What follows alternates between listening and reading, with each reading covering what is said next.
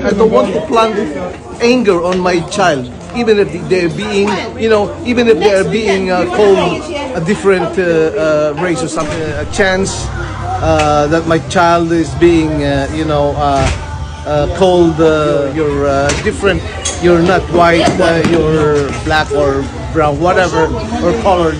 Now just stop it. God only knows one color, and that is the real person.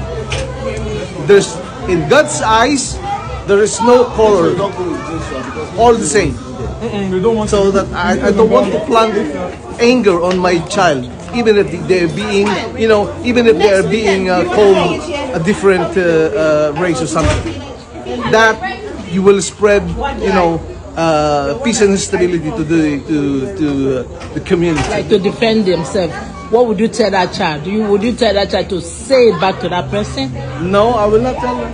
I'll just say that just don't mind them, because if you were gonna teach your children to fight against that, then there will be a lot of problem. There will be a lot of arguing, and just don't mind them because they don't know what they're talking about.